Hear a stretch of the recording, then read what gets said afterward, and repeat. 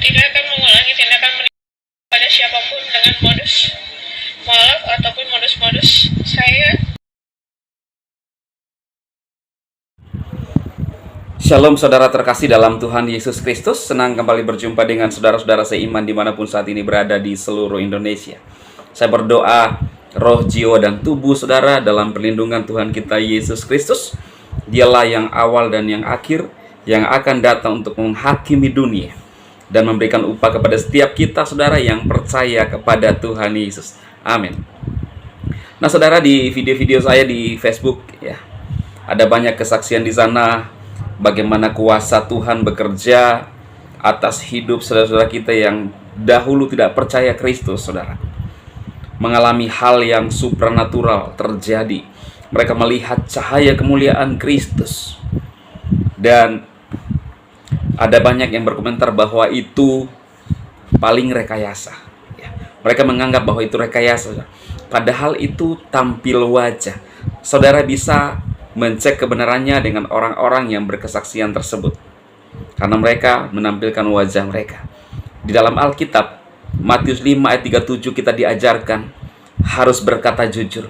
Jika ya, hendaklah kamu katakan ya. Jika tidak, tidak. Lebih daripada itu berasal dari si jahat. Saudara, kita orang percaya tidak pernah diajarkan untuk berdusta. Itu kata Tuhan Yesus. Kalau iya, katakan ya. Tidak, tidak. Apa yang lebih daripada itu dari mana, saudara? Dari si jahat atau iblis. Jadi orang yang suka melakukan dusta berasal dari si jahat. Saudaraku, kalau ada saudara-saudara seiman yang mungkin sering melakukan suatu kebiasaan buruk, pada saat ini saya ingin berkata kepada saudara sesuai dengan firman Tuhan. Janganlah kita suka berdusta, apalagi menjadi saksi dusta. Tuhan paling tidak senang dengan orang yang suka berdusta. Dulu pada zaman Nabi, saudaraku, nabi-nabi palsu itu sangat tidak disukai oleh Tuhan. Dan hukuman nabi-nabi pada saat zaman itu, saudara, sangat besar. Bahkan sekarang, bagaimana kita tahu nabi yang benar dan nabi yang tidak benar?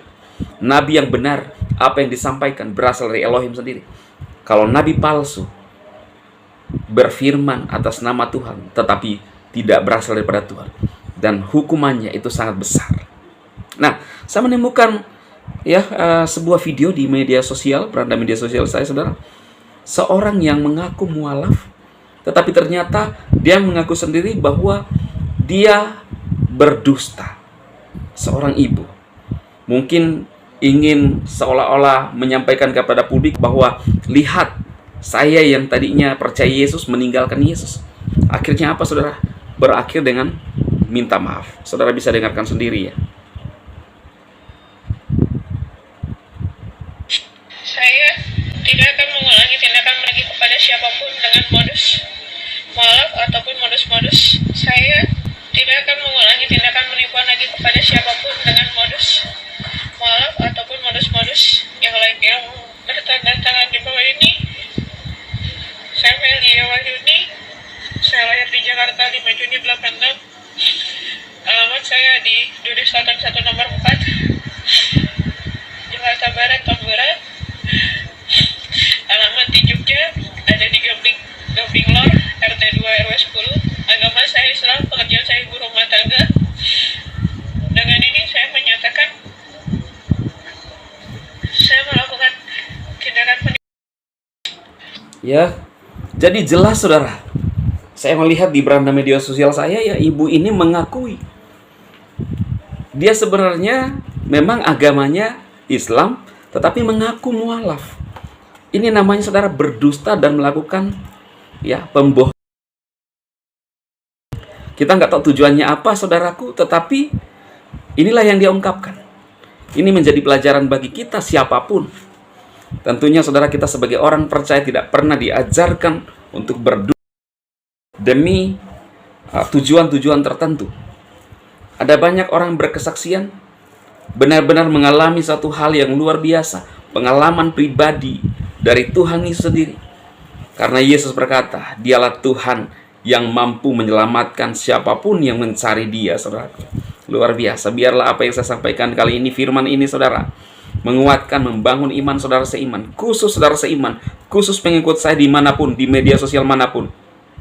Saudara silahkan share untuk menolong saudara-saudara kita, untuk membangun iman. Karena kita di bangsa ini salah satu agama yang diakui di Indonesia. Ya, jadi kita punya hak yang sama. Biarlah saudaraku dalam keadaan yang baik, tetap kuat imannya di dalam Yesus, jangan pernah goyah. Sebagaimanapun dunia ini bergoncang, saudaraku, tetap kuat berdiri teguh di dalam Tuhan Yesus Kristus. Tuhan Yesus memberkati. Amin.